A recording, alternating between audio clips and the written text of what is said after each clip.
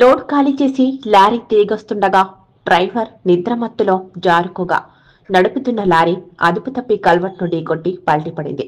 ఈ సంఘటన సోమవారం యాళ్ల మండల పరిధిలో చోటు చేసుకుంది. స్థానికులు తెలిపిన వివరాలు ఇలా ఉన్నాయి. కొత్తకోట నుంచి చెరుకులోడు ఖాళీ చేసిన లారీ తెల్లవారుజామున తాండూరు వైపు వస్తోంది. ఉదయం 4:30 గంటల ప్రాంతంలో మార్గమధ్యంలోని లక్ష్మీనారాయణపూర్ సమీపంలోకి రాగానే డ్రైవర్కు నిద్రమత్తొచ్చింది. దీంతో లారీ అదుపు తప్పి కల్వర్టుపైకి దూసుకెళ్లింది.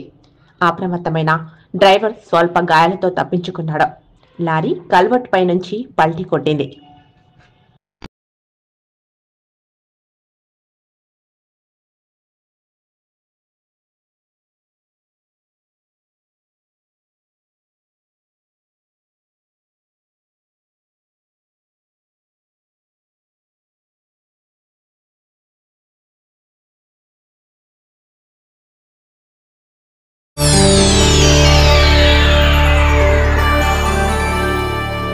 చేయండి, షేర్ చేయండి. కోసం ఛానల్ ని సబ్స్క్రైబ్ చేయండి.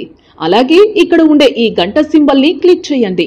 మేము అప్డేట్ చేసే ప్రతి వీడియో నోటిఫికేషన్స్ మీకు వచ్చేస్తాయి.